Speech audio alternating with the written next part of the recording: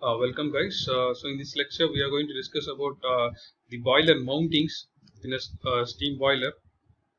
So first of all, in your syllabus you have take it one.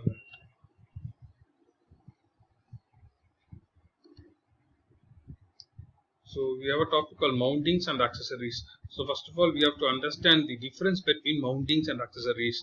So kindly understand that mountings are things that should be incorporated in a boiler, and without that the boiler should not operate. So this is purely on the safety basis. So mounting is always, whenever the term mountings of boilers come to your mind, the only thing which you have to think is it talks about the safety of the boiler. So without mountings, without these safety features, the boiler should not operate. Accessories is on the other hand, those are all the things that will enhance the performance of the boiler. Without accessories we can run the boiler, but with accessories the boiler efficiency will be larger. So this accessories is only for an improvement of efficiency. This mounting is purely for the safety of boilers. Now move on to that. So we have certain types of boiler mountings. One is pressure gauge, fusible plug, soft stop valve, feed check valve, safety valve, water level indicator, blow off cock, mud and manholes. So we'll see one by one. So first is pressure gauge. So the nowadays we are using number of pressure gauge in boilers, but the most conventional one which we are using is a Bourdon type pressure gauge, where this is a Bourdon tube. Of course, I think you will be already exposed to this type of pressure gauge in your fluid mechanics. So we have a Bourdon tube. The cross section of the Bourdon tube will be of a flexible material first of all, and that the cross section of this will be an oval shape. So when fluid is going to enter into this tube, this will expand and the ovality will reduce. And when the pressure becomes maximum, then the ovality will be equal to a circle. So this expansion of from ovality to the circularity is transferred to through a mechanism, through a linkage mechanism, and that will be connected to a dial gauge. So that depends upon if, for example, if it is completely oval, this needle will be on the zero pressure. When it is when the ovality is reduced gradually, this dial gauge will move from low to top. If it's complete circular, then it goes to the maximum reading of the pressure gauge. So this is how a pressure gauge will work. Normally, a pressure gauge is should be incorporated in a boiler in order to in order to absorb the pressure which is what is inside the boiler, and how to monitor it properly. Once the pressure increases to the maximum level, then that should be shut on off. So and just see this the contents, you can read it. You can pause the video, you can read it.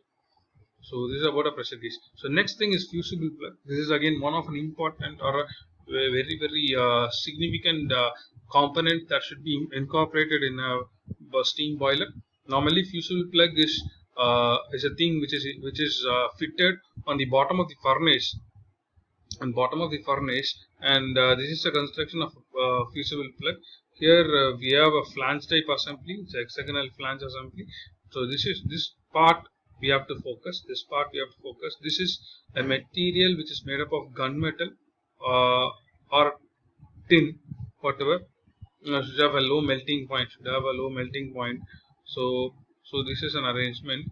So normally fusible plug is incorporated in bottom of the furnace. And thing is, why we have to use this is whenever water level drops, whenever the water level or the water content inside the boiler drops, then this fusible plug top will be exposed to a steam, and that steam will melt this gunmetal, and this creates a path between the combustion chamber and the steam boiler cylinder.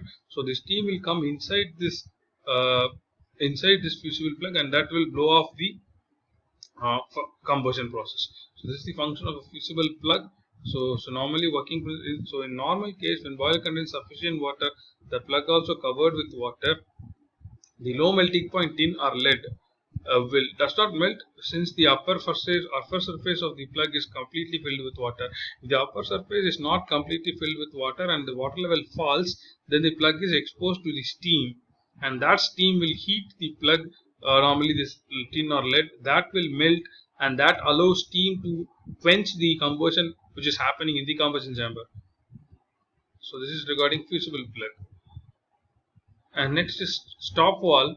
So steam stop valve. Steam stop valve is actually a directional valve, or the flow control valve. We can say that this is a flow control valve. So it's used to regulate the flow of steam, okay, and to the steam, or from one steam pipe to other steam pipe.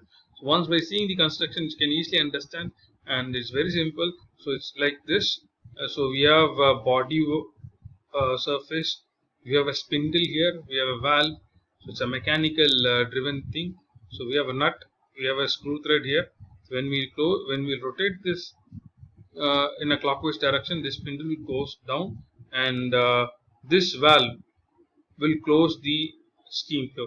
When it is rotated anti-clockwise, then it goes from bottom to top, and this creates an opening in this area, and the steam will flow inside, go through this, and flow to the required area. So this is how we can stop the steam whenever it is required. So this is a steam stop valve. Thank you. Yeah. So in next lecture we'll discuss the remaining boiler mountings.